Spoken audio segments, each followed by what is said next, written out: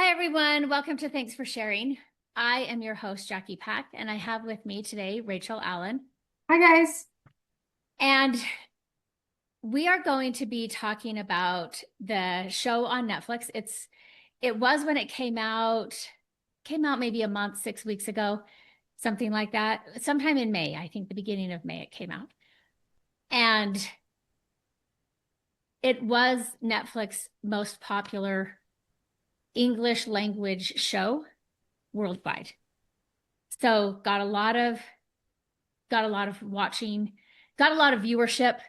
And there's also, if you look online, there's also some confusion. So we just wanted to talk about it and give our perspective, weigh in on what we thought about the show and anything else. Yeah, no, I'm trying I to think think. What's I that? think um yeah, I was just gonna say I think that this show kind of hit us at a really interesting time um in the world, and you and I actually went to a training that talked Mm-hmm. about the show, and so we had a little bit of a different perspective, I think, going into it Right. than a lot of people. Yeah. I mean, I had gotten through the first two episodes on our plane ride to the conference. So I had that backdrop going into the conference where some of these things were talked about and discussed. Um, some of the things that I found interesting just in the background of this, Netflix decided that they wanted to do each episode with no cuts. Yes. So they, if an actor made a mistake, which the lead detective, I think, was the first one to make a mistake, they had to start the whole episode or the whole scene, I mean, which was an episode from the beginning. And he talked about, feeling bad, feeling like he let people down because the first mistake was, I think, at the end of episode two. And they were at the end of it and he made a mistake. So, anyway, I thought that was interesting, that perspective of just we want to film an entire 50-minute episode without any breaks, without any cuts.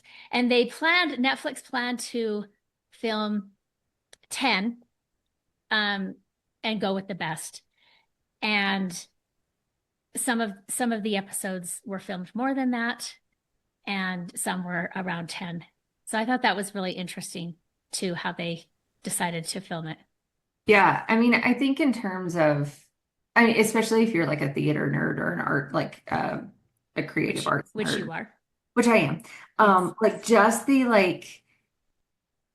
amount of choreography that has to go into a single take episode. It's Mm-hmm. one camera, right? So we're not getting multiple angles. You're getting one camera. So it's really shot like the person who's watching it is standing in the room. And you Yes, only see yes. what that one camera can see. You get no more detail, you get no less detail, right? So it's it's really shot in this, it doesn't give you a bird's eye perspective of what's happening. Right, You are kind of immersed and kind of put into this story as a participant because of the single camera, one shot mm-hmm. focus, which I, Yeah, I just thought was brilliant. It was brilliantly done in right. terms of technical ability. Um, and just watching the behind the scenes of all of the equipment that they had to use to literally pass this camera off to get through doors and to get into cars and it was fascinating. Mm-hmm. Yeah. So this series, it's a four-part series, and it takes place on one day after a crime has been committed, 3 days after a crime has been committed, I think 6 months? months. I think it's 7 months, and then 13 months Yeah. after. So that's kind of the time span that this is covering. And so, episode one starts with this police detective, Detective Baskin, and he's sitting in a police car with his partner, and like partner as in detective partner. And he listens to a voicemail. He plays it out loud for his partner. It's his son asking if he can not go to school that day. And, Mhm. he kind of laughs. He's kind of rolling his eyes like, oh my gosh, here we go again. You get the feeling that the son has often not wanted to go to school or found reasons not to go to school. And this is one of those days. You don't know what they're doing, if they're just sitting there. I don't even know if you know that they're detectives at that point. And then it dramatically then goes into, a bunch of police cars, everybody there. They're raiding a house and going in to arrest someone. And it's early morning-ish, like Yeah, it's dawn time. 5:30. Yeah. And they break in the front door. The family kind of is woken up in surprise. There's a mom, a dad, a sister, a brother, and they go and they arrest the 13-year-old son. And when they go into his room and wake him up, I mean, it does show a scene. He wets his pants. He's that scared. And, the parents are like, what's going on? What's happening? They're confused. They're shocked. The sister's shocked. The son keeps saying, I didn't do anything. I didn't do anything. And they haul him out of the house and take him to the police station. Do you want me to keep going? No, I mean, I want to kind of pause because there is a lot that's going on, right? Like the SWAT comes in with like That's full what I meant guns. to say. SWAT team. Yeah. Yeah. They're like they come in with like full guns. Like I mean it's big, right? When they go Mm-hmm. in and They're searching the house. yeah, and and they're like looking for clothes and they're looking for, they're just, ransacking the Mm-hmm. house essentially. Um and you really don't understand what is happening. Like there is one point for me that I'm like, oh, it's the dad, right? Like, and I know what's gonna happen in the show, but it like feels like we're going like the whole thing feels like it's set up for the dad, and it's really Right. not. But It's also because the title of the show is Adolescents. right, So that um, says it's not the dad, but yes. right. But I do think the scene specifically when like the kid like he's still asleep, right? Like he wakes Mm-hmm. up to the SWAT like coming in, and he is a kid. He's 13. Um, It looks and very much like a 13-year-old bedroom, yeah, possibly a little bit younger, but yeah, still. like like it's decorated in space stuff, and Mm-hmm. it's like it does look really young. And you can tell he's terrified. And there's this moment, right, when like the detective is like, "Hey, do you want your dad to help you change your pants? Like, I think you need to change." Mm-hmm. It's like, Yeah. and it's this very human moment where you see like this detective who is obviously there for a job and Right. obviously there for a big reason, right? Like they thought it was, and this is happening in England too. So I think that Yes, that's it's another happening. thing to say. Yes. Um, where they don't bring SWAT in all the time. Mm-hmm. And so like it was big enough for them to bring in a full SWAT team. And then he like takes this moment to be like, yeah, I'm not gonna embarrass you. Like just get some pants on. Like I'll get your Mm-hmm. dad here, your dad can get some pants on you. And like, In episode one, you do get the feeling because his whole like processing at the police station, they're kind to him. Like they mhm, are aware of his young age yeah. and they're also aware of what they believe he's done. Hmm. And But there's they this treat him very, um, respectfully. yeah, yeah, kind of gently. Yeah. Um, I mean, yeah, when they're processing him, right? Like, and there's the like he keeps asking, I can't remember what he's asking, and he keeps asking, I think, for like his dad or for something. And he's, Well, he's oh, allowed to have, like, he can have a safe adult, I think is what they yes. call it. Um, And because he is a minor and they tell him he can choose one of his parents or they can have like an attorney or somebody else represent if he doesn't want either of his parents and he asks for his dad. yeah. Um, but they're trying to get him processed and like they have to get him processed before they can like let the social worker in or let his dad in or like get him some Mm-hmm. breakfast, right? And they're asking him like, have you had any food? Have you had any? And he's like, I just want my dad. Like, I just want, and they're like, okay, we're gonna get there, but Mm-hmm. we gotta do these things first. And it's so gentle, right? Like it's such Right. a gentle, like, hey, bud, you're doing great. I just need you to focus. We got to get through this stage and then we can go to the next stage, right? Mm-hmm.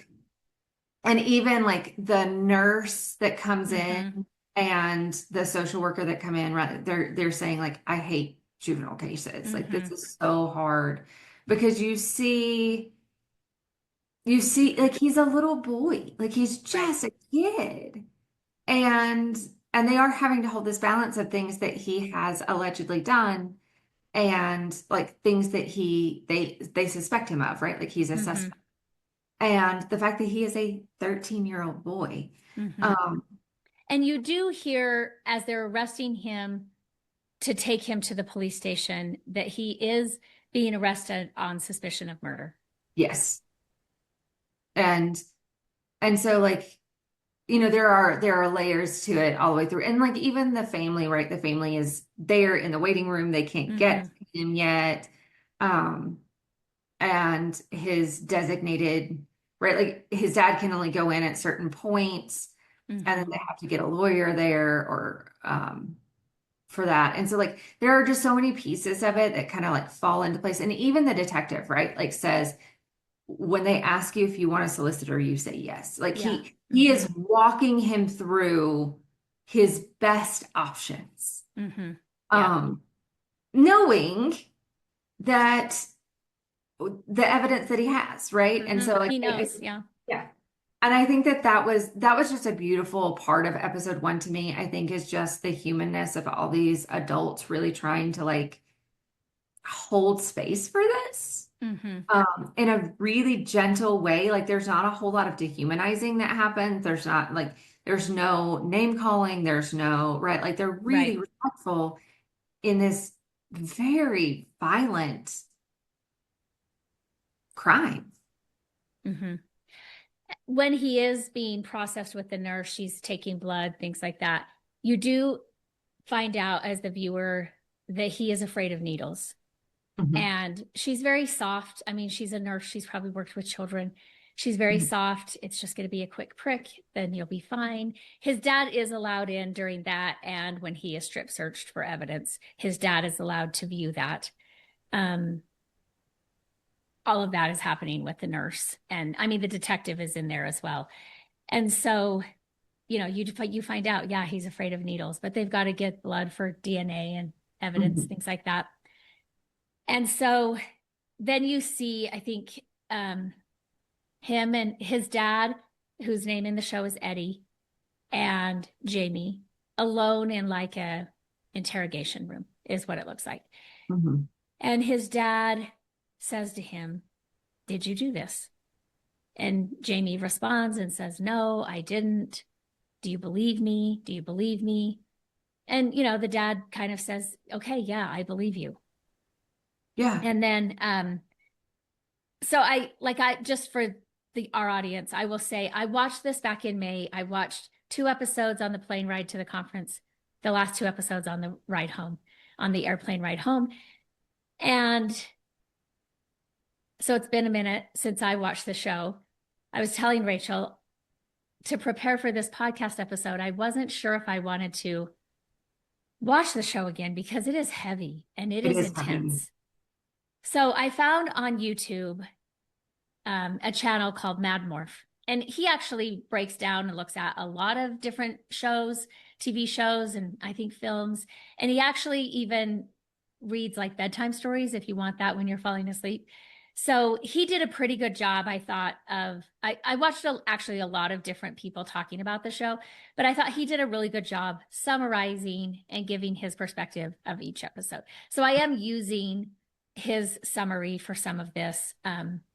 But I wanted to give that reference. I'm not going to give everything away that he talks about, or especially at the end of the show. Go watch that.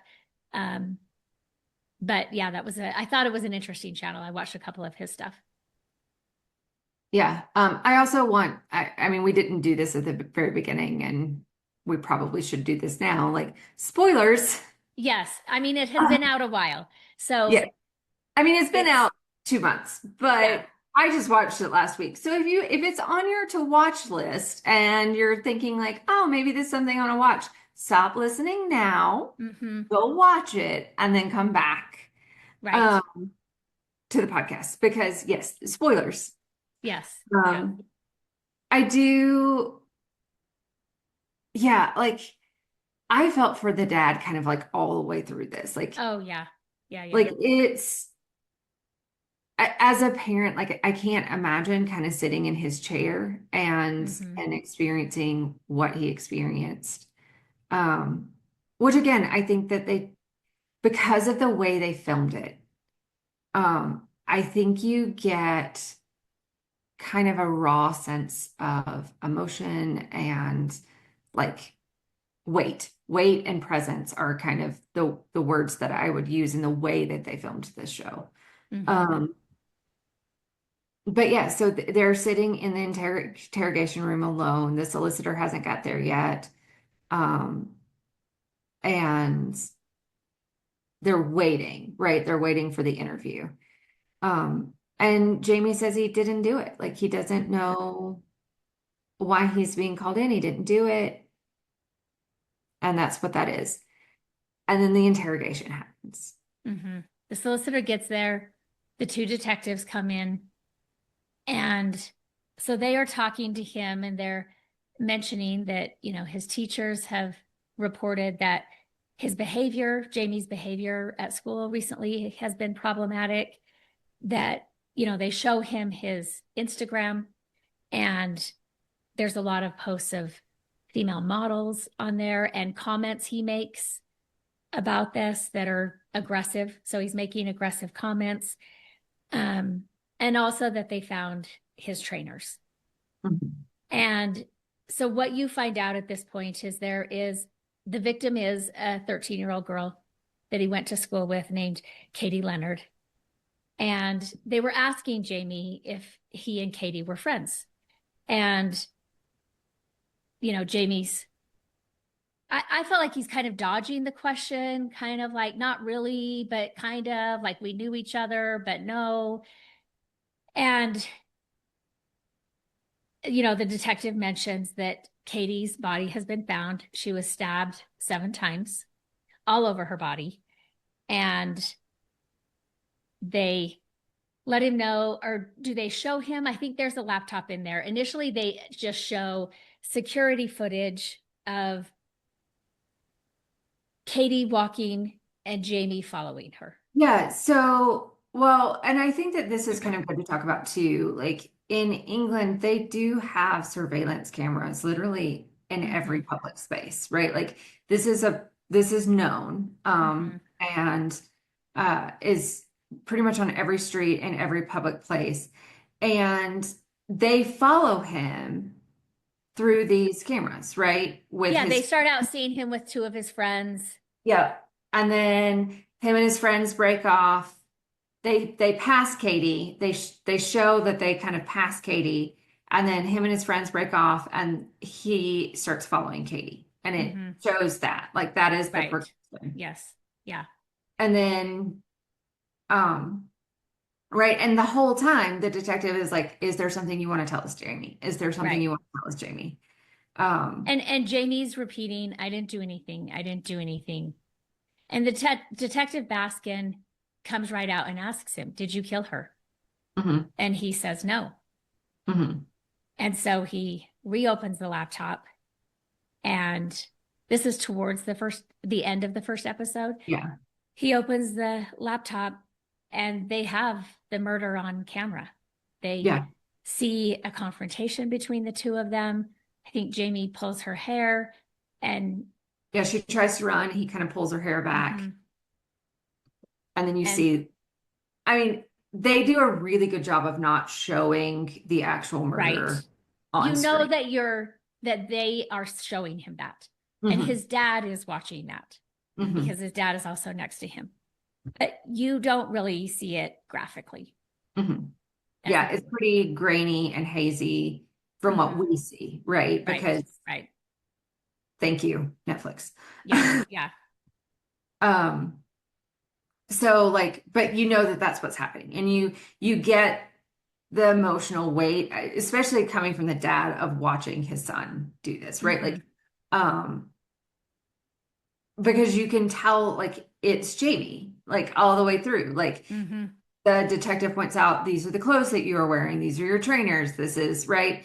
And then in this scene, in the last scene where they show him killing Katie, um, it's the same kid. And so like he's making a point all the way through of like, okay, we Mm-hmm. have this.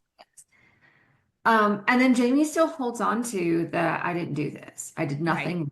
Right. Well, he doesn't say this is what was interesting to me is the wording is very specific. Mm-hmm. I did nothing wrong Right. is what he Right. says. Mm-hmm. Not I didn't do this. I did nothing wrong. Mm-hmm. I mean, he So, does say in there, I didn't do it. right. It was after but after the video, Yes, after his like dad is watching that with him. Yeah. he says, I did nothing wrong, which is different than what him saying previously, where he's saying, I didn't do this, I didn't do anything. Mm-hmm. Um, And I just thought it was really, prior to this, I mean, you don't, as a viewer, you don't know what's going on. hmm You feel empathy for Jamie. He's saying he didn't do it. You see him as this scared boy. Like you're feeling empathetic towards him and his hmm family. yeah, And the viewer is finding out at the same time his dad is. yeah. And his dad is stunned and says his name, like Jamie. Um, and the detective is asking him, because again, this is episode one. You've got 3 episodes left. We Yeah. know who the killer is at the end of Yeah. episode one. It is not a murder So, mystery. They give you no, that one. this is not a murder mystery. But his dad, or no, the detective turns, and this is where you kind of know what they're trying to do with this series is the detective says, why? Like Mhm. what he's looking for, what is the reason that you did this? And yeah, the focus is just why? Why did something like this happen? Mhm. I will say, so the dad in the show, I forget his real name. I want to say it's Steve something. Um, he is a co writer and I think producer of the series. Yeah. And he talks about how he was hearing these stories of basically children killing children, and he wanted to make a movie or a docu-series about, not a docu-series, but a dramatic series, limited series about that. hmm Stephen Graham. Did His name is Stephen Stephen Graham. Graham. Okay. I but I didn't know that until after I had watched it and everything. So also that's interesting. But yes, they are very clear that their reason for making this whole series is to focus on the whys. Yeah. I mean, and I didn't realize this until the show, but yeah, I guess there's been like a string of knifings among Mm-hmm. teenagers in Britain, and that was kind of what like spawned this. Mm-hmm. Um, and just really, yeah, really sad. And I think really like they did a great job, I think, of showing the human experience through the whole process. Like, Mm-hmm. I don't feel like any part of it was glamorized at all. Like it feels very raw. It feels very honest, Yeah. right? Like as you're Yeah. going through it. And yeah, so like we get to episode one, and I think we're all left going, why? Yeah. Well, Why? and so then the episode ends with, again, Jamie and his dad sitting in the interrogation room, and his dad starts crying. hmm And he turns away from Jamie, and Jamie's kind of like reaching for him. Um, but also, Jamie seems to completely not understand why his dad is this emotional. Yeah. I mean, like Jamie is upset that his dad isn't like attuning. Like you can Mm-hmm. tell that Mm-hmm. like there's this moment of like dad look at me like Yes. he doesn't say dad look at me, but he has that like feeling that you get Hmm. from kids who are like, I did something bad and I just want to know that I'm okay.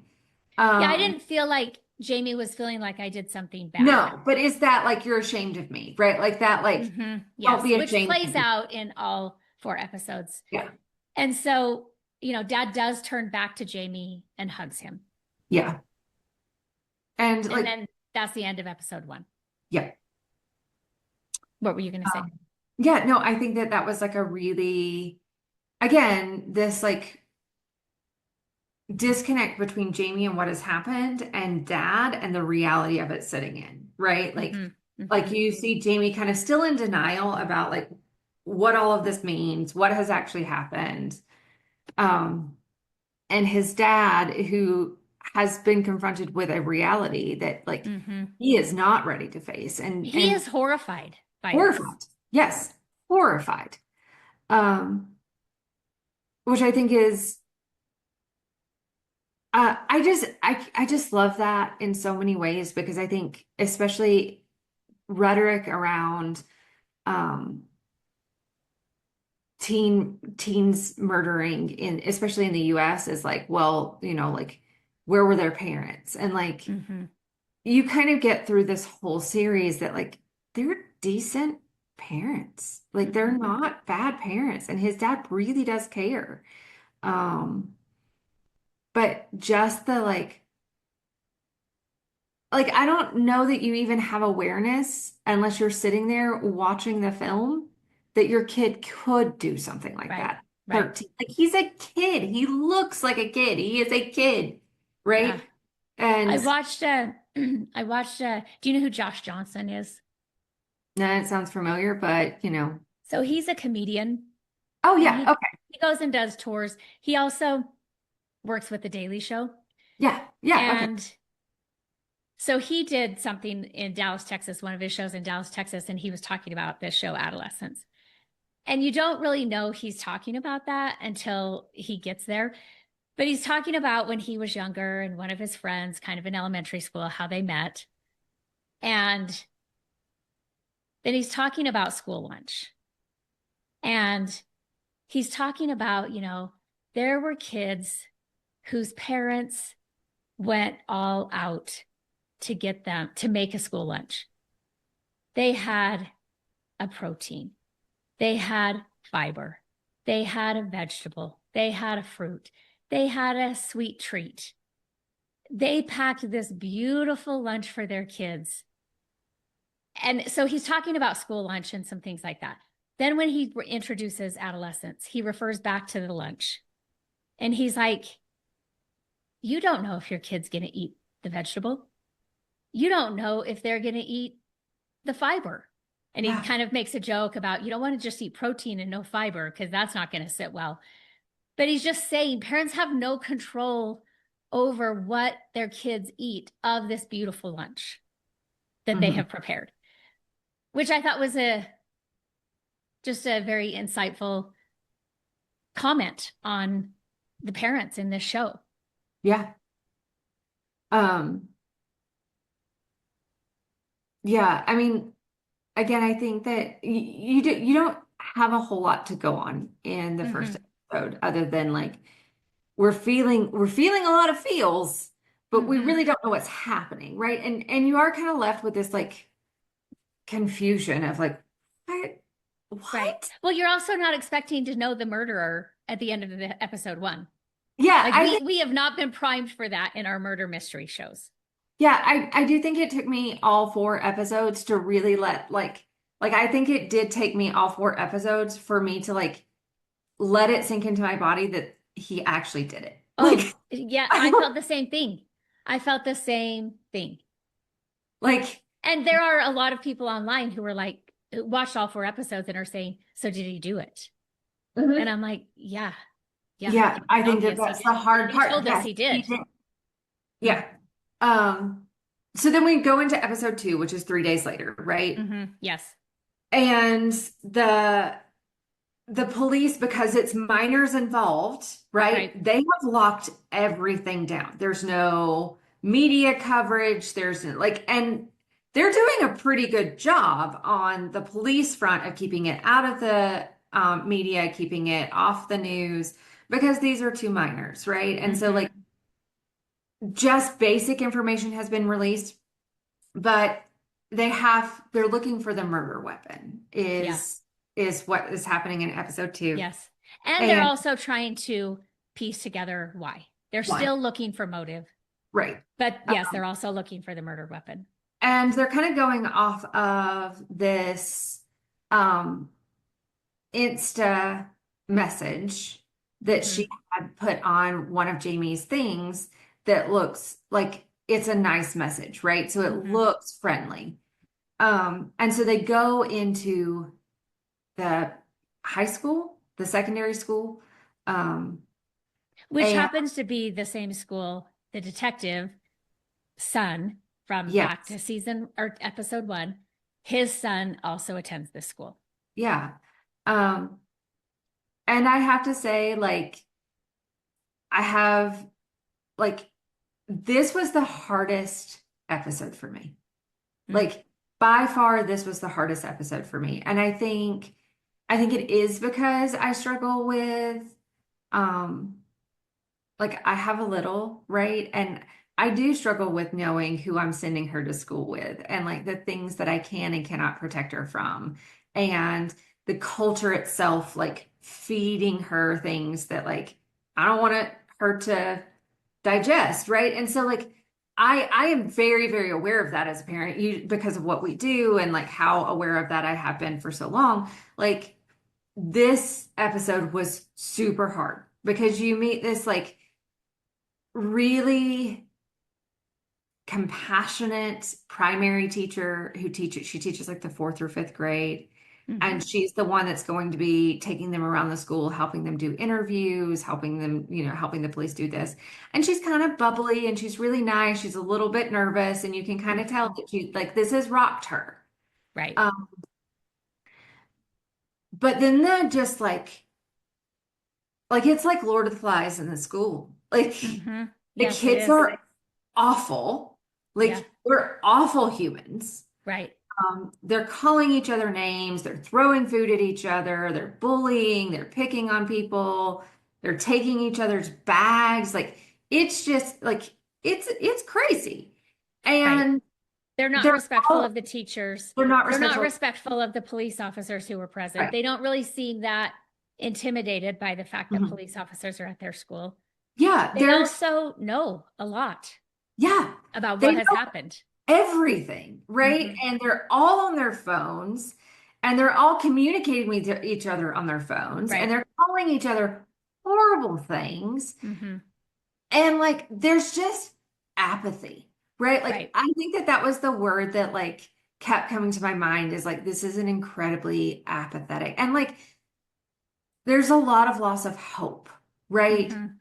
Well, Just, so in episode 1, I don't remember who, somebody asked Jamie what his favorite course is in school, and he says history. mhm. And so the detectives, maybe it was the detectives, they know this, and they go to the history class, Yeah, and the teacher isn't even there. Like the teacher yeah, has put on a video, and the kids are just in the class.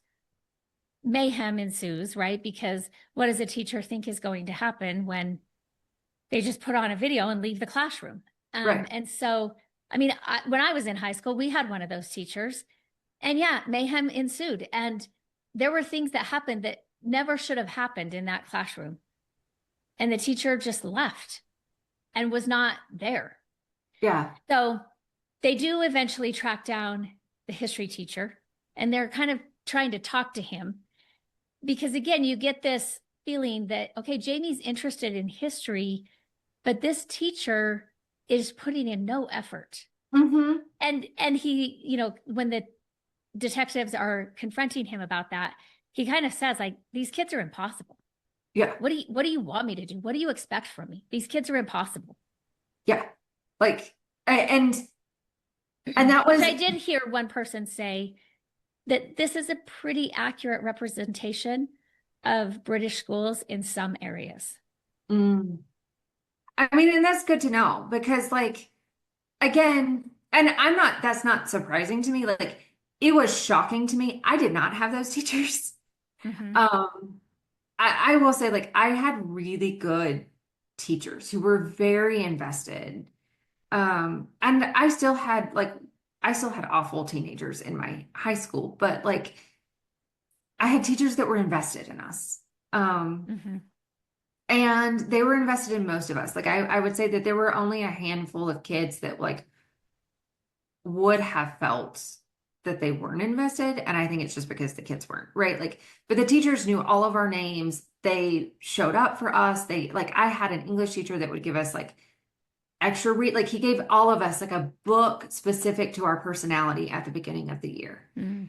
And like, like just things like that. So, um, I just think like that in and of itself was appalling to me is that these are educators and they just don't care. Mm. Like that was shocking to me. But then there are teachers that do, right? Like there's the Right, female right. teacher with Katie's best friend Hmm. who is Who like we also obviously meet invested. in who we also meet in episode 2.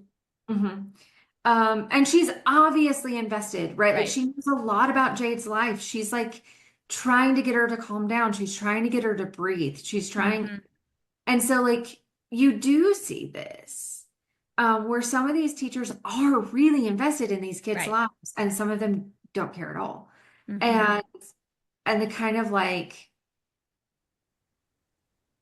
how much that affects. But like there's so much yelling too. Like teachers yelling at kids to get off their phones, teachers yelling at kids to Hmm. take shirts, teachers yelling at kids to like sit up straight or like whatever it like right whatever version of that it is. Like Right. there's so many yelling teachers. Right.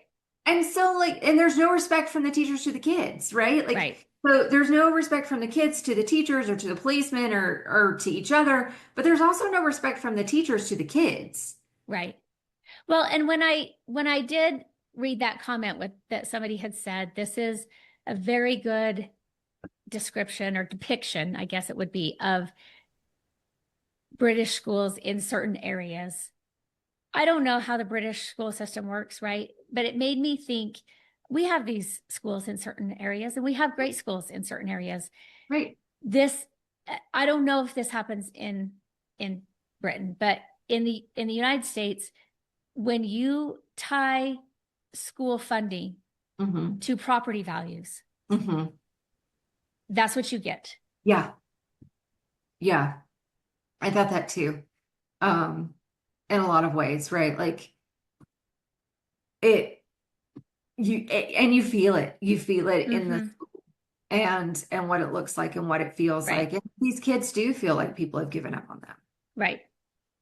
that they're having to make their own way and make sense of things. Hmm. And Um, Jamie's family is a very blue collar family. His dad owns a plumbing business. right. It's just a very blue collar family. Yeah. Um, and like from Jade, Katie's Hmm. best friend that you get to know a little bit through the episode. Um, you get to understand that her mom is also a single mom and is not there very often, and like Hmm. she doesn't have anybody, right? Like, and so like Right. there are multiple levels of that kind of socioeconomic status that kind of shows up, right? Hmm. And you see the detective's son getting bullied Yes, you do find out a that the lot. detective son gets bullied. We also are introduced to Ryan or to Jamie's two best friends, Ryan and is it David? Maybe David, yeah. I could be wrong on that. And, at the beginning of this episode, they know the police are there. They're talking. I think David said, my parents were really upset. They were really mad about this. Ryan's like, my parents didn't say anything at all. You do get Mhm. the feeling that Ryan's parents are more disengaged, more hands Mhm. off than Jamie or David's parents. Right. And I mean, David's parents have even said, like, I'm not supposed to say anything. I'm not talking to you. Hmm. Right. And like he says that to Ryan, like, I'm not Right. talking to you about this. Yeah. Um, and so like you do kind of get the feeling that David's parents are taking it really seriously Hmm. Hmm. and that they have at least been able to communicate the weight of it to him. Hmm. Right? Because you don't actually get too much of him in the episode other than that, other than him Right. saying, I'm not talking about this. My parents are really angry. Hmm. And like, that's it. We're not supposed to be talking about this outside of the Right. interviews. And so I did um so yeah, so we don't get very much of him, but then we do get Ryan. And Ryan's really upset that David's Mm-hmm. not going to talk to him, right? Like he talks to the detectives about like, yeah, did you tell David not to talk to me? Mm-hmm. And because his dad's saying that he can't talk to me. And the detectives are saying like, well, we need to keep this like professional Right. and things like that. Um, but you can feel Ryan disintegrating Mm-hmm. through it too. And then there's the fight between him and Jade in which like Yeah. Jade Well, calls prior to that, so in Jade's interview with the police, him. Hmm. you can tell she doesn't have the impression that the police are all that helpful. She's Yeah. not that cooperative, but she does tell them that Ryan and Jamie, or that Jamie and Katie are definitely not friends. Yeah. She doesn't want to say much more about that, but she does like kind of react and say they are not friends. Hmm. Yeah. And I mean, at one point, right, like the detectives are trying to get the why and they're trying to find out like, Mm-hmm. like, was this a romantic thing or whatever? And Jade kind of blows up and is like, so you're putting this on her, Mm-hmm. right? Like, how, like, she's dead, but Right. you're making this her fault. Mm-hmm. Like, which I thought was really interesting, right? Because you can tell that the police, the detective, he has no awareness Right. that what he is saying is coming across the way it is to her. Mm-hmm. And so he's just trying to put the pieces together and you can kind of see that, but like to her, this is really inflammatory. Mm-hmm. Um, and she is really upset. And Right. she Well, does. she's also in this environment where everybody knows, all of the kids at the school know that Katie was murdered. They know that Jamie's been arrested. And they are texting, like you were saying, and communicating throughout the school day while the detectives are there. They are Mhm. communicating on phones about what's happening, right? And they're also laughing about this whole thing. They are making Mhm. very light of this murder and this classmate being arrested. So she's Yeah. also in that environment as well. Yeah, right. And she's just lost her person, like her Mm-hmm. best friend. Yeah. Um, and I mean, like, and you see later, right? The teacher did say, like, maybe it would have been a good idea for you to not come in today. And she's like, where am I supposed to go? Mm-hmm. Right? Like, it's school or nothing. Like, I don't have options. Right. Which I think again was very telling that like this is supposed to be a safe environment for kids, and it's just not for these kids, Mm-hmm. in this story. Um, I was also, and I think that this is the episode that like it dawned on me or it sank in, right? Like it sank in how they were portraying the why because it's so insidious in this episode. The amount of like misogynistic comments, the amount of like sexist or like homophobic comments that show up all the way through. And it's Mm-hmm. like from the kids, right? And they're like, it's like biting comments back and forth and like a lot of like machismo attitude. Like there's just a lot going on in the Mm-hmm. background, right? Like I think Andrew Tate's name is dropped like 4 times in the episode as like, oh yeah, like, and the adults are like, oh yeah, I kind of know who that is. Mm-hmm. And the only one who really knows who it is the female detective, right? The teachers are like, oh yeah, we hear that name all the time.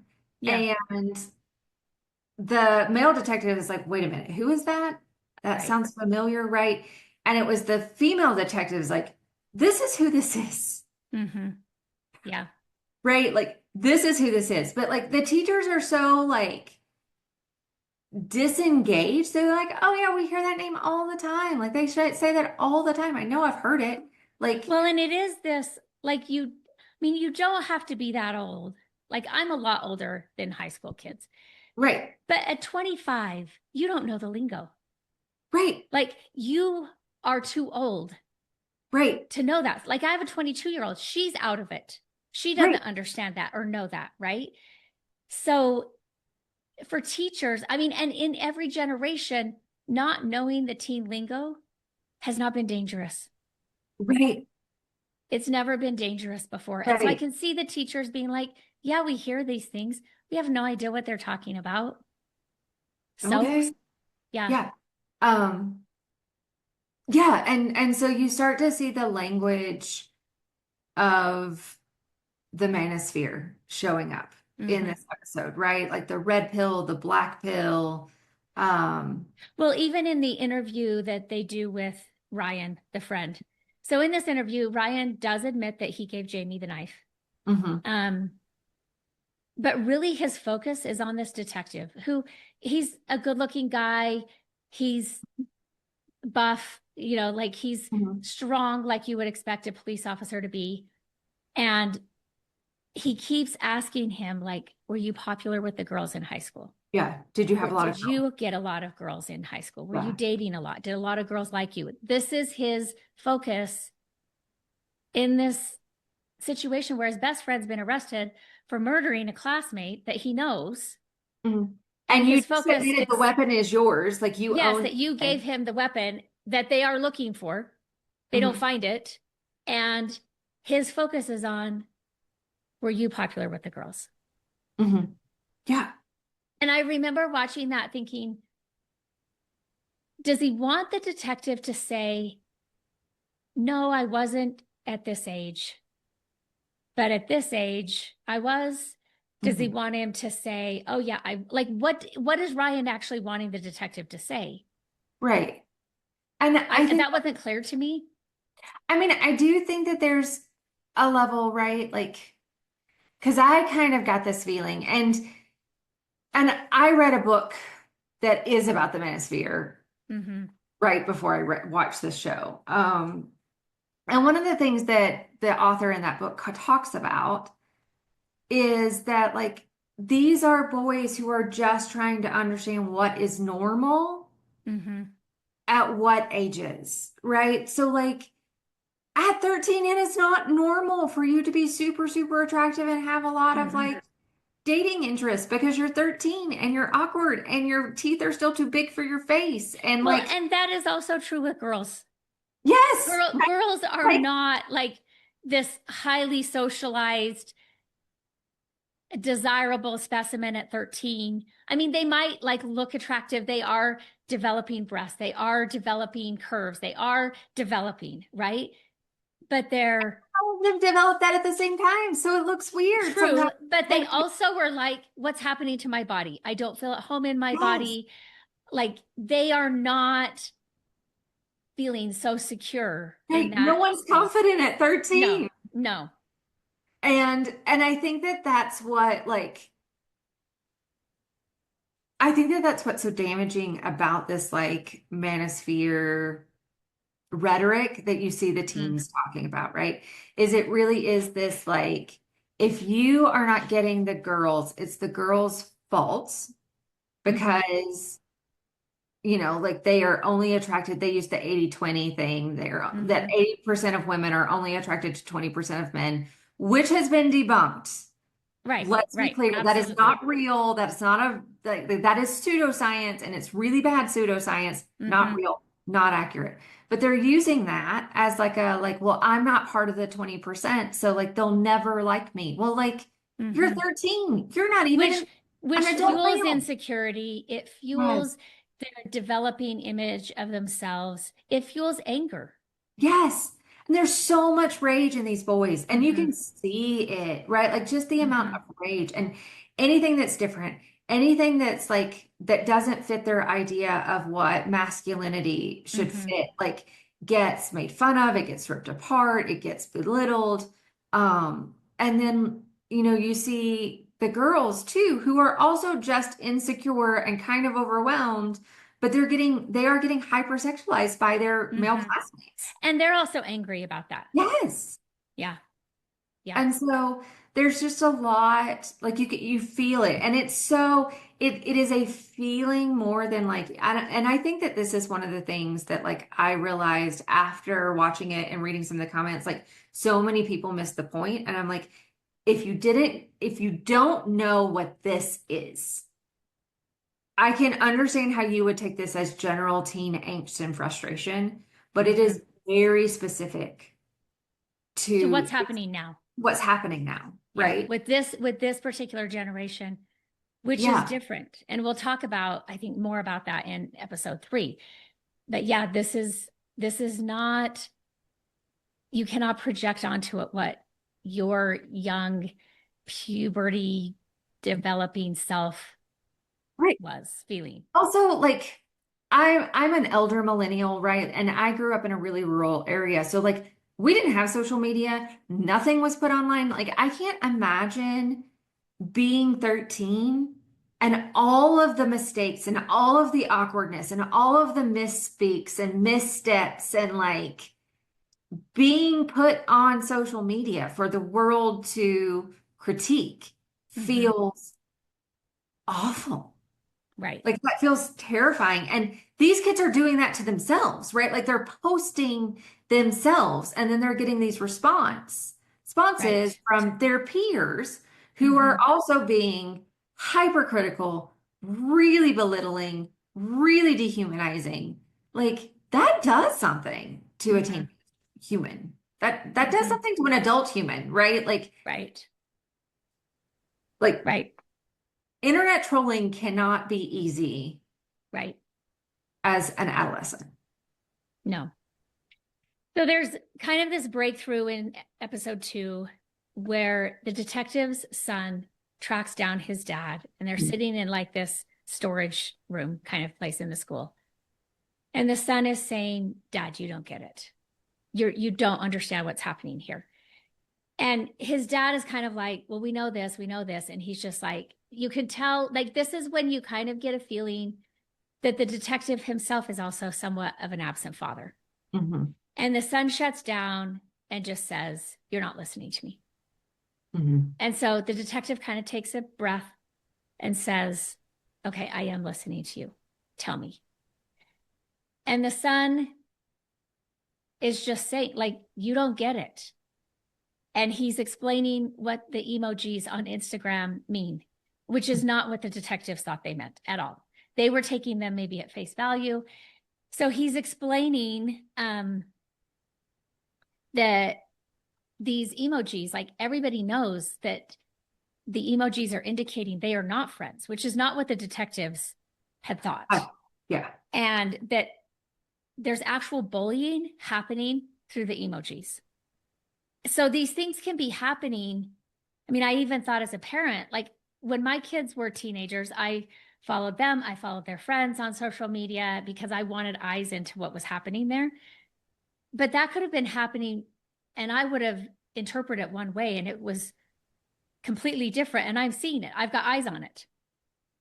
So, he is telling his dad that there's references in some of these emojis of Katie calling him an incel. There's references to the red pill, like you were saying, the manosphere, the 80-20 concept, and just a lot more that's coming out that the son is kind of throwing at his dad. Mhm. And if we want to talk about just really briefly, what's the definition of incel? Yeah, so incel is a someone who is involuntarily celibate. And what it has morphed into, like what it started out as and what it is, are two different things. Mm-hmm. But an incel today is really like a male in this cult kind Mm-hmm. of sphere, right? Where they're blaming women for not being able to have sex or be in a relationship. Mm-hmm. It is very misogynistic. It is very like it's a woman's fault. Like women should just be able to accept whatever sexual advances they get because Mm-hmm. But they also, they never will, and that's why we hate them. right. But also there's a lot of belief in the incel world that like sex is a need and a right for men to have. So Mm-hmm. anything that they do to get that is justified. Mm-hmm. Um, Because they shouldn't be deprived of it. Yes. And I mean, there's a lot underneath it, but like Hmm. specifically incels are people who are involuntarily celibate, meaning that no, like they have self-identified that no one wants to have sex with them. Hmm. And That it is what can't that be because they have no self-esteem. is. Mm. It No, can't no, it's, be, yeah, no, it it can't is be because they don't have great hygiene. It right, can't be because they have no social skills to approach a girl. It's none of that. Like it is completely, they are helpless to this, and it's right. all the fault of women. Well, also to be clear, like they really hate women. Right, Like right. maybe not all of them. There might be some fringe But it people. is also a very closed group with these It is a closed in-group group. norms. Yeah. So if you actually are part of that group and you get a date, they are You going are to kicked turn on out. you. Yeah. Yeah. And if the date doesn't go super successful, which I'm sure they have their own definition of what that is, you're going to be sucked back into it, basically with them saying, this is what we told you. And closed groups with these strict in-group norms can go to extremes very, very quickly. Very fast. Really, really scary Mhm. extremes. Yeah, and the incel community has. Hmm. And I think it's good to just mention that the incel community was created by a bisexual woman who was just looking for some support because she was Hmm. lonely. And she created this community of like people who were like just struggling to find dating relationships, right? Hmm. And she, Right. She wanted some sexual relationships within a dating relationship, yeah, she wanted, yes, and she and it wanted wasn't working out for community. whatever reason. Yeah, she wanted a community. She wanted someone to like go out to dinner with when she didn't have Right. anyone she was dating, like things like that. And that's what it was for a long time. And then Hmm. she actually got into a like long-term relationship, stepped out because she didn't really feel like right, like she had done what she needed to and the community Hmm. had done what it needed to for her, and then it got taken over and became really dark really Hmm. fast. Right. Right. Mm, Um, so this is where I think one of the last people they had interviewed, the detectives in episode 2, was Ryan. yes. And when after he tells them that he had given Jamie the knife, and he kind of takes off, or maybe so the fire alarm is pulled. So everybody has to evacuate the building. Again, mayhem is taking place outside while teachers are trying to keep, their class in order and in a line so they have a count on everybody. They are, accountable for everybody and knowing everybody's safe. And this is where Jade punches Ryan Mhm. and says, like, you murdered my friend. And Ryan takes off running, and the detective starts running after him. That's where he messed up the scene because he calls out Jamie and it's Ryan. So they Mhm. had to start all over again. So the detective, takes off after Ryan, eventually catches up to him. Um, I think Ryan's arrested just for being, like, For resisting arrest is like well, and being resisting. complicit in this, like, Yeah, because he has acknowledged that he did give Jamie the knife, yeah. which was the murder Um, weapon. so yeah, and I mean, like the whole thing happens. I mean, what is happening with Ryan too? Like R Ryan is more mad Hmm. that he that the detective is like chasing him and not like recognizing the whole like Jade scenario. Then he Hmm. is like, I just admitted to giving you a murder weapon. Hmm. Like I just admitted to owning the murder weapon and giving it to him. Right. And he says in that, right, like we were just trying to scare her. We didn't mean to Right. actually kill her. Hmm. Hmm. Um, and so like he confesses and then he gets mad that like this is happening, right? Like I Hmm. don't know, it was really interesting. Like Ryan's response was really interesting. Well, Um, and we also find out in this episode that Ryan's been bullied at school for not being smart. David has been bullied. I don't remember what he was bullied for. But so they were both bullied in addition to Jamie. Like you find out just there's a ton of bullying happening at the Right, like schools. they're all like really, it's not like there's a bully. It's like they're all bullying each other because there's Mm-hmm. no, like again, it's apathy. There's a lot of dehumanization. There's a Mm-hmm. lot of like lack of self-respect, lack of respect for others. Like there's just a lot of Well, that. and it's insecurities running wild. Yeah. And no one is talking to them about it. Like there's no emotional intelligence being taught in this Mm-hmm. school at all. Mm-hmm. I mean, it Um, sounds like Jade is talking to the one teacher, yeah. but that's Right. about as close as you see.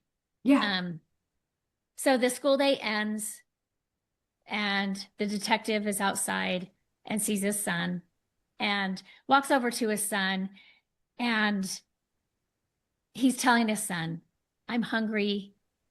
I'm going to get something to eat. Do you want to come? And the son kind of says, I'm not hungry.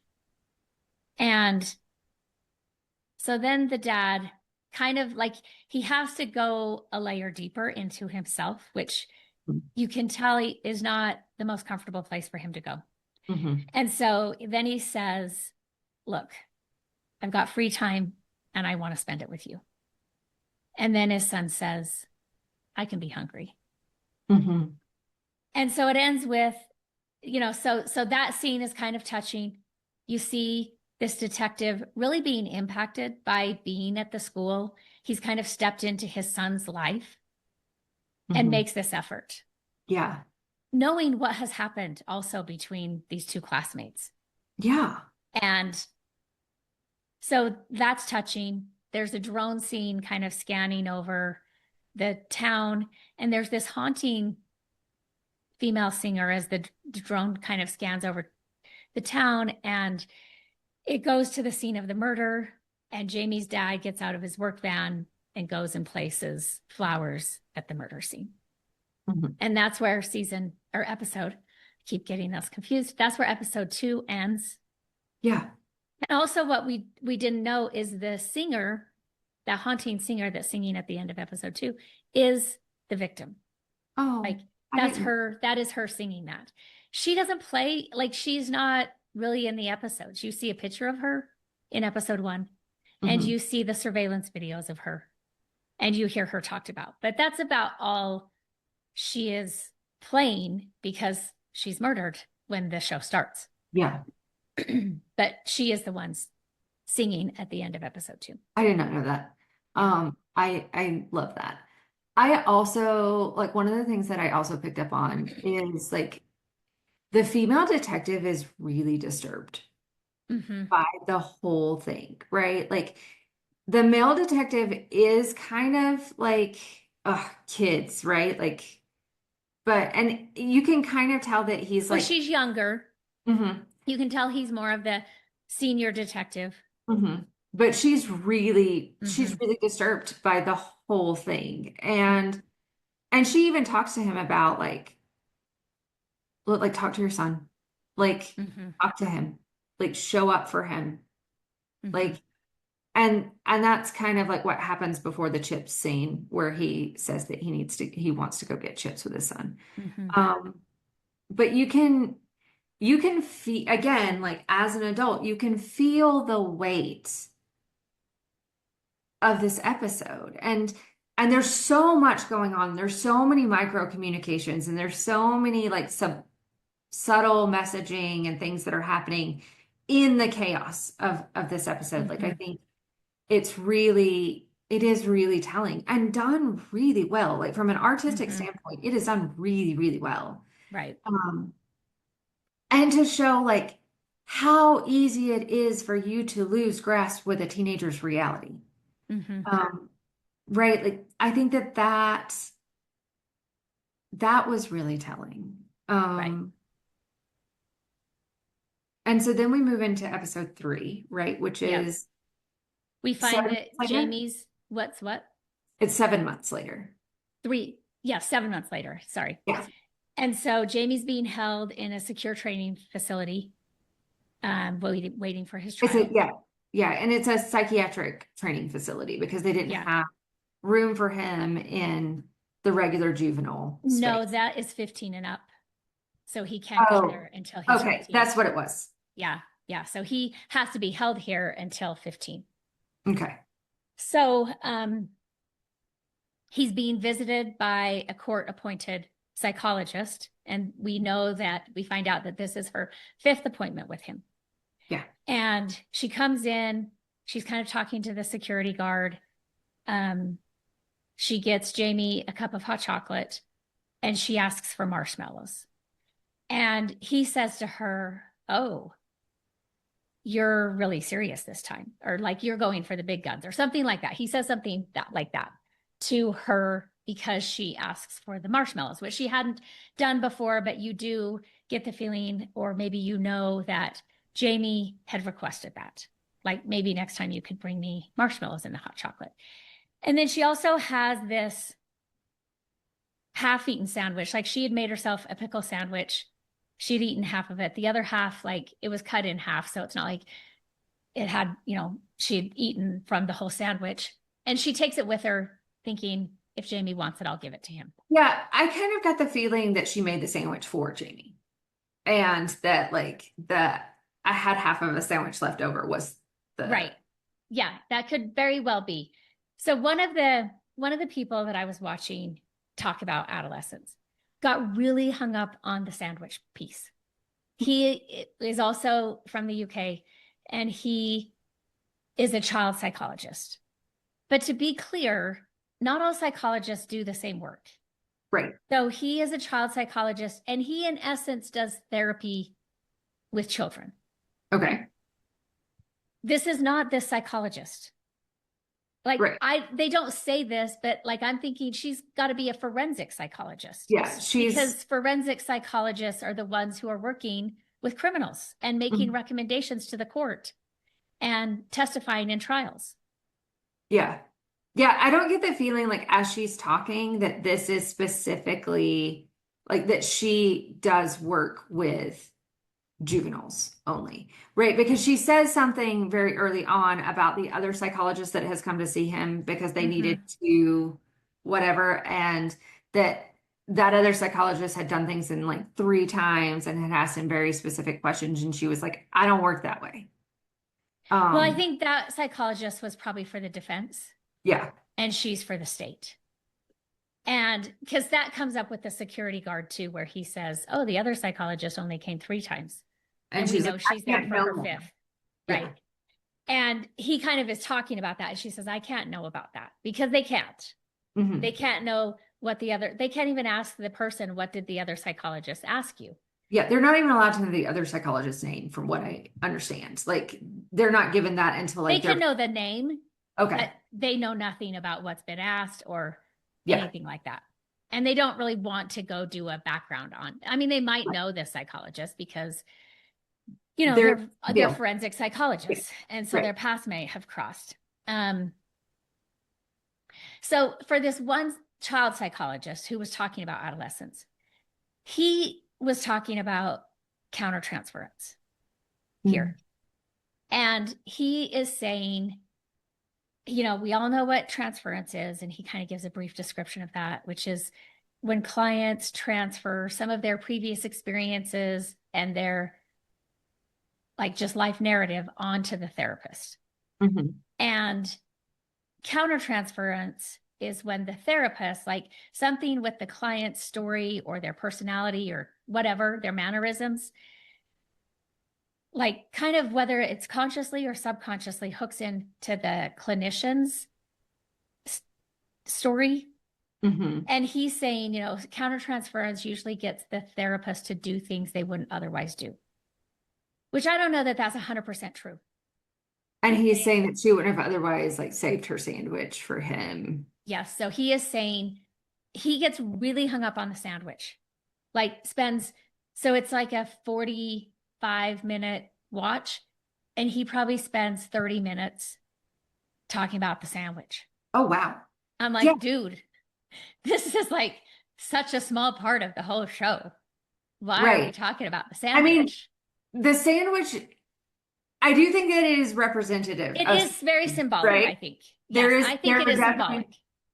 but there are so many things going on in this But episode. he's talking like, even the marshmallows, like something about Jamie has gotten her to do something that she probably shouldn't ethically do.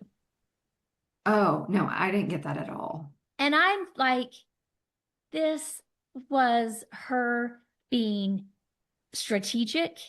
I Hmm. think this was her, I think these were calculated moves Yeah. by a smart professional who is trying to do her job and get the information that she needs. Yeah. Yeah. I got the feeling that everything that she did was Oh, calculated. absolutely. Like I every, watched another psychologist who, again, I think this was a female psychologist who I think she does some assessments. She says not for courts. I've never done assessments for courts. So to me, that says you're not a forensic psychologist. Mhm. And, but she said, I think she does more therapy. So again, this court appointed psychologist, she is not doing therapy with Jamie. Yeah.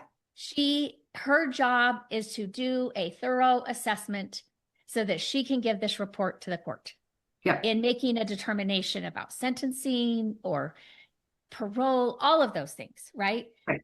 She is not doing therapy. And I felt like these two psychologists that I listened to didn't get that. Yeah. Yeah, she's not a therapist. And I No. feel like they've made that very clear that And like that she's is not the not a job therapist. of a forensic psychologist, Yeah, no. Um, which is why she, I think her moves were very calculated, wise. She is a smart professional trying yeah. to do her job. Well, she's trying to get like Jamie's been very closed off, right? Mm-hmm. And the last episode was, I mean, the last session that they'd had, session 4, she says that they had had a really productive conversation, which was Mm-hmm. the first really productive conversation Mm-hmm. that they had, right? And she mentioned that they talked about his mom Yeah. in session Um, 4. yes. And like, I think that some of it was really strategic because he also says that his mom puts marshmallows in his hot chocolate Mm-hmm. and his mom makes sandwiches without pickles, right? Like, so like there's, there is a level in which she is being strategic to get him to soften up, to give her the information that she needs. Mm-hmm. Mm-hmm. Because up until this point, he hasn't been. He is maintaining, I didn't do it. Yes. And And so she like and there's some friendly banter between the two of them. mhm, You know, he does comment on, "Oh, you remembered the marshmallows." mhm. And you can tell that that felt good to him. Again, he's a 13-year-old boy. That's going to feel Yeah, good. He's seen her for the fifth time. That's probably like somebody from the outside world that he's seen 5 times. Like, right. yes, he knows why she's there. And so she gives him the hot chocolate. She also mentions, I have this half of a sandwich that I didn't finish eating. It's a pickle sandwich. And he is saying, what? No, like lettuce, no tomatoes. He's kind of like, I don't like pickle sandwiches. Um, and she just leaves it on the table, right? Um, so there, she, has referenced like last time was really productive. She mentions they had talked about his mom, and today she wants to talk about his dad. She wants to talk about his dad. We don't get a ton of information about the dad. Like, I mean, we do get some pivotal information. Hmm. Um, she also asks about like Jamie's relationship with his dad and his dad's relationship with his dad. Hmm. So, grandpa. Um, I don't think we get any information about. Well, no, we do later from the dad. We do, yeah, we do get a little bit of information, right? But I also think it's really interesting because Jamie's very reactive to these questions. Why are you Yes, asking about my yes. dad? Why are you having a row at my dad? Why are you, Mm-hmm. right? Like, and she's like, I'm not. I'm just trying to understand your understanding of your world, right? Mm-hmm. And she says that multiple times to the point that he starts parroting it back, right? You're trying to Uh-huh. understand my understanding, right? Right. Which again, I think shows that she's not doing therapy. She's doing an assessment Right. and she's trying to get his honest beliefs and honest opinions. Mm-hmm. Um, She's but really trying to understand his psyche. yes, and he is like, I mean, he is a kid. Right. And then you start to see this like really innocent, like, I don't know why I'm here. I shouldn't be here. This shouldn't be a thing. Kind of, and he is frustrated, right? You can tell he's angry and he's lonely. And Well, and she has been told that he's gotten beat up, yeah, but that he's also initiated fights. yeah. And so, right, so she's just trying to understand like what is going on? What is Mm-hmm. this? What's going on? And as the episode continues, he gets way more volatile. Mm-hmm. He says some pretty directly misogynistic things to her. Right, and then he does start talking about Katie. Um, But and let's I, back up because initially, like she's asking him questions about his dad. He does mention that his dad tore down a shed once and he was mhm, angry. He talks about, that his dad played football and that he signed Jamie up for football and Jamie didn't really like football. We're talking about American soccer here. yeah, And that, and Jamie wasn't good at soccer. And yeah, he tells a story about like how he would sometimes mess up out on the field. And he would look over at his dad when he made these mistakes, and his dad would look away from him. hmm And you can feel from Jamie just that. Again, we have in episode 1, dad starting to break down and cry, turning away from Jamie. He did hmm eventually turn back and give Jamie a hug. So Jamie's talking about how he would make these mistakes. His teammates or the coach would get mad at him, other parents would get mad at him. hmm And he would look at his dad and his dad would just turn away. hmm And so Jamie's kind of talking about how his dad is ashamed of him. hmm And, but then he also wants to know so the psychologist's name is Bryony, and he wants to know what she's written about him.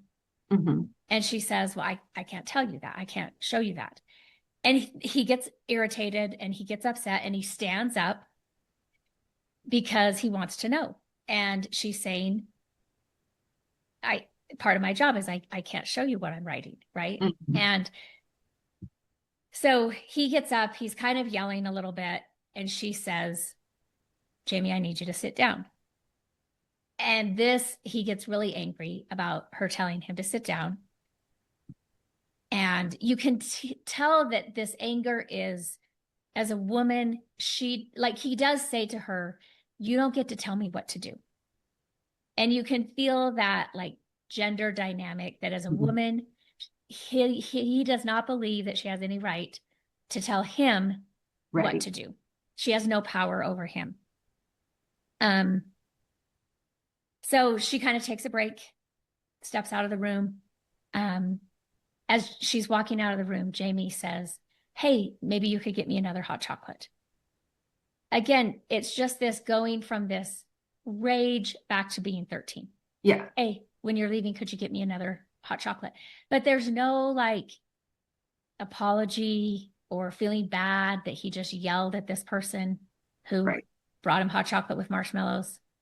Um, Well, he does, right? Like, because he hits the hot chocolate off of the table and yeah, gets her face. yes. It's saying, like, you don't get to tell me what to do. You don't have a right to tell me what to do. Like, and I mean, like, and he's like in her face, Mm-hmm. kind of like, She's sitting down. yeah. And she hasn't broken stride. She hasn't gotten elevated or anything like that. No, she's kind of got this composure, this Mhm. professional composure that she maintains throughout this. Yeah. And then she does. So then like the guard comes in and is like, do we need to end it? And she's like, no, I am gonna get some tea though. So Mm-hmm. she walks out, she walks and looks at the video of him like pacing and kind of like right, like he's still agitated. She takes some deep breaths and she comes back. And she comes back without hot chocolate. And he said, I shouldn't have raised my voice like that. I shouldn't have yelled like that. Mm-hmm. Um, and she's like, oh, I forgot your hot chocolate. And he was like, no, I don't deserve it. I shouldn't have raised my voice like that. Um, but it wasn't like he never apologizes. No. And he never apologized about what he says to her. He just says that he shouldn't have raised his voice. Mm-hmm. Which I think is really interesting, right? Like how it's phrased. Again, like the phrasing is really important in the way that he says it. And then yeah, like so they get back into it again, and then he thinks that she's playing games with him. Well, she And wants to ask him about if he's ever, like, if he would take a girl out, where would he take her on a date? hmm Um, she's trying to get at like how he sees women. hmm And like, he kind of says where he would take a girl on a date. She asks him if he's ever done that. He like, would there be kissing? Would there be touching? And Right, he kind of makes up two stories that he is telling her have happened, which he then acknowledges that that hasn't happened. He's never right, been on a date or been with a woman. But he does talk about that he's seen these photos of girls. He's basically talking about, like, I don't know that it's revenge porn, but it is these compromised situations or photos that girls have taken and shared with a boy, and then the boy posts them. And so he has seen a lot of these pictures of girls in his school. We find out that Katie was one of them, that he saw her photo being posted. And he says something like, I mean, he talks about the boy who did it, and he says, but I guess we won't get, he won't get, this boy won't get any more pictures of her. And she says, no, she's dead. And excuse me. So then he starts to move into what Bryony thinks of him. Okay, go ahead. well, there is this part too, right? In that where he's like, no, because he shared them and lost her trust before he got more photos, right? Like Right. she says, right, because she's dead. Yes. And Jamie's like, no, because he shared them too early. And then she's like, so are you saying that he should have waited until he got more photos before he shared them with the rest of the group? And like right, like she's breaking down his like thought process, and he's like, Mm-hmm. No, I mean, yes." And then he's like, well, why did she say that she's dead like that? And she's like, because she is, Jamie. She's dead. Right. Right? Like it's this like just again, like he has no Well, he is so disconnected from Mhm. his emotions. Yes. Right. Like, and I think there is a level where he is in a lot of denial that he did this, right? Like Mm-hmm. I do think Mm-hmm. that that is part of it. But I also think, right, like he's so, again, obsessed with like what women can do for him Mm-hmm. and what their role is for him. Right. That he kind of like, it just doesn't click that like, no, she can't send photos because she's been murdered by Mm-hmm. you. Right. Right. Which But is then, why we're here. mhm, right, like that's why we're in this room Right. talking right now. Mm-hmm. Um, and then right, and then he does get really upset that she says that she says that Katie is dead. Um, and then the therapist goes into a little bit of a spiel about like, yes, like all of the potential has been snuffed out, right? Like Mm-hmm. anything that she could have been is gone. Anything that she could Right. have done is gone. It's all gone because she is dead. Mm-hmm. Um, and then that's when he starts to open up a little bit more about how he does view women and Mm-hmm. how he specifically viewed Katie. Well, I think again, doesn't he get elevated? And the guard kind of comes to the door again, and Bryony kind of brushes him aside, like, don't come in. Mhm, And Jamie gets mad and is saying, like, what's that you just did to him? Like, you're some queen, mhm, brushing him aside, right? And so he's getting elevated again, and mhm, he's getting mad, and he wants to know what Bryony thinks of him. mhm, Does Bryony think he's ugly? mhm, And again, she's not there to have these discussions with him. She's there to ask him questions and understand him. And mhm, so she kind of says, like, well, I'm not assessing that. And he's getting more and more escalated because she will not give an opinion about that, Hmm. which Well, again is not her job. There's so much that can happen if she goes in through that door. hmm. Well, and he says, right, like, you're not giving me the right answers. And she's like, well, what answers am I supposed to be giving you? And he's like, you're supposed to tell me that, like, I do look fine and I do. And she was like, well, who told you that? That's not my Mm-hmm. job.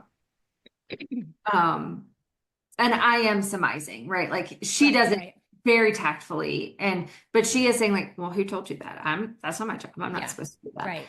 Um, Without showing kind of that disgust or like mhm, she is very composed and she's very professional and mhm. she maintains that. Yeah, all the way through. And she does a great job of maintaining that all the way through. Um, and then he does kind of get into how he viewed Katie. Like, so yes, so like there's like three or four escalations in which like Mm-hmm. he gets really angry. Well, she'll say, like, are you gonna come back and sit down? Are you Mm-hmm. gonna come back and sit down? Are you gonna like, and then he'll say, like, and then at one point he says something about like you should just go. And she's like, do you want me to go? Like, I can end this. Mm-hmm. Um, and that would be my report. Is that what you want them to know? And he's like, no. And then, like, so like Mm-hmm. he's really frustrated. And you can tell he's trying to get control of the situation that Mm-hmm. he doesn't have a whole lot of control over. And so like he just starts to rage, right? And then he does start to talk about Katie and the fact that he asked her out Yeah. um After the after photos were the posted. photos. Yeah. And he talks like, I don't know if he says this, but basically Katie is in this weak place. Yeah. And She's he vulnerable. No one else decides, is going to want her because she's yep. embarrassed. And so he decides that's when he's going to take his shot. That's Hmm. when his best chances are of her agreeing. So he invites her to go to like the fair or something like that. And she says, I'm not that desperate, Jamie. Katie says that to him when he asks her out. Yeah. And which that's a whole thing we could talk about, like men who see women as weak or vulnerable and thinking their Hmm. shots, like their shot with her improves when that she's in that Yeah. situation. Which again is part of this manosphere philosophy and like pickup artists, which is what Andrew Tate is, right? This idea that like you get women in their most vulnerable spots and you get as manipulative as possible to give you what they don't want to give you. Mm-hmm. Um, And so like there is some of that like that shows up in this Mm-hmm. conversation that is very much like, well, she's vulnerable. I was trying to take advantage of that. Like I thought like this is the time that like she'll be accepting of me because no one else will want her. Mm-hmm. Right? Like there's no level of like she shared this picture with a boy that she liked because he asked her to, which Mm-hmm. even that, like even as he's talking about this boy who gets the picture, right? Like even that was manipulative. And then Right. that was like thrown over like, all over the place. Right. Um, shared with everybody, shared with all the boys, all the school, whatever. Um, And so, but there's no like, wow, she must have felt like that's awful. You shouldn't do that to someone. Mm-hmm. Instead, it was this like, well, then we're just going to see what we can get from her. Right. Um, which is really like just, Well, I, and for Katie, that's probably how she's going to feel. yeah, Like, so when she's saying, I'm not that desperate, like, I'm not getting into another relationship with a boy at my school who has seen these photos. I don't right, know what they're going to do with them. I'm right, not going to trust that somebody's interested in me as a right, person. right. So, so yeah, so like you have all of this happening, and then there's the scene, right, where he says that like he never touches Katie inappropriately after he murders her. Well, so before that, he's talking about how he sees himself, that Yes. he's ugly. And with this, like, you feel, which I have to say, this actor, I think his name's Owen Connor, maybe. Um, you're really good to remember actresses and actors' names, and I'm It not is even. Owen. I can't remember if it's Connor or not, but I think it is Owen. Okay. Um, He had never acted before this series. Owen Cooper. It's Cooper. Cooper, okay. Yeah. He had never acted before this, Yeah. ever. He's And he brilliant. says he did not realize that he had to memorize an entire script because they were going to record, like they were going to Yeah. film the entire thing. Yeah. He's like, I mean, I was able to do it, but I didn't know that I had to do that. Anyway, so the acting that he does is amazing. Brilliant. Yeah. It's brilliant. But he starts talking about how he's ugly. He's desperately wanting Bryony to either say that she thinks he's ugly and to validate that, or to challenge that and say she thinks he's not ugly, which this Hmm. is not an ugly kid. Let's just be Right. clear. He's not. He's adorable. But there is this toxicity, this hate and rage towards women. Hmm. And he focuses on Bryony. Hmm. And this leads to a slip of him saying, "You can never understand what I did." Hmm. And then he panics because he just admitted it. Yeah. And so he gets kind of even angrier and is like, no, no, no, no, no, no, no, no. I didn't like, and then he's, yeah, like saying, I could have touched her. I could have done anything I wanted to her. And I didn't. I didn't do that.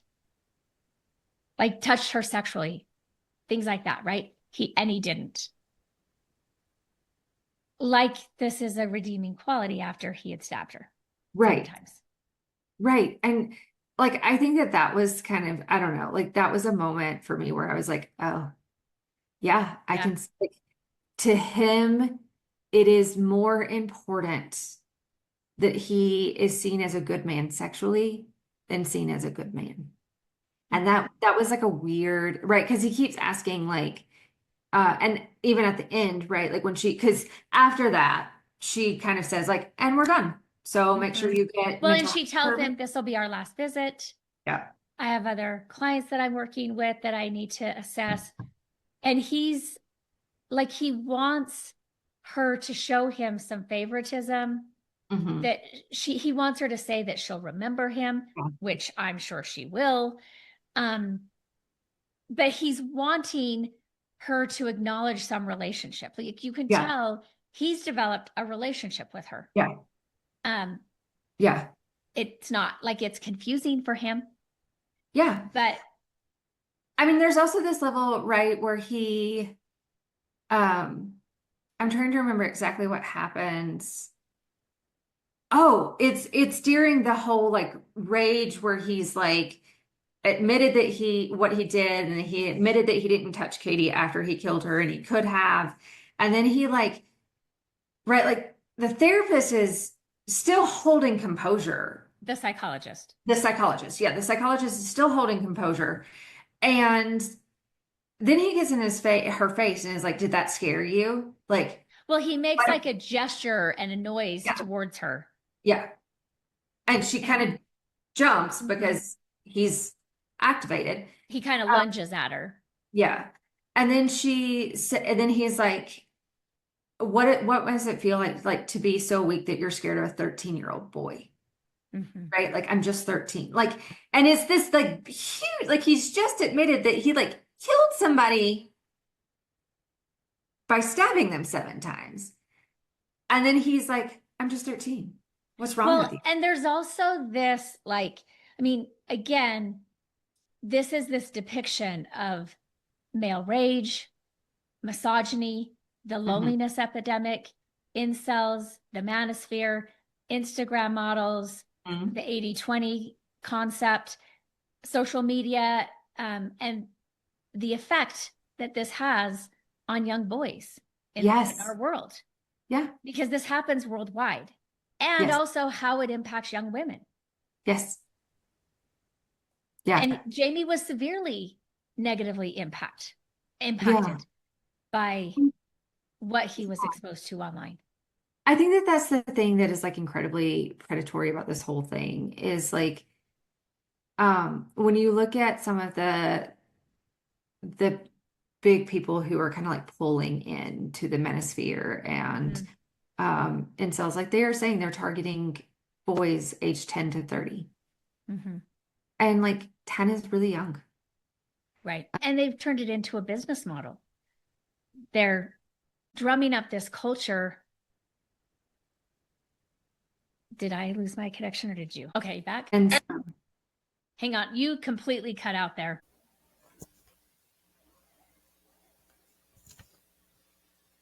Hey, everyone. So this episode came to an abrupt halt.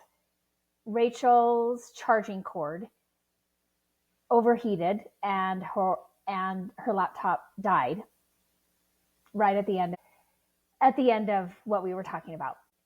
So she ended up going to the Apple store and getting a new cord, and then we were into our week. I think the following week she was out of town. It took us a couple of weeks to get back to where we could record part 2. So this episode is going to release, and then the very next day part 2 will release. So you don't have to wait an entire week for part 2, where we continue talking and we wrap up with episode 4. So just wanted to let you know, sorry for this abrupt ending. Her laptop just died and she didn't know why. So that's what happened. But at the end of this episode, I want to remind you that your story matters. Remember, there's something meaningful in every chapter. Don't wait to share your story until it's finished. Until next time, Jackie.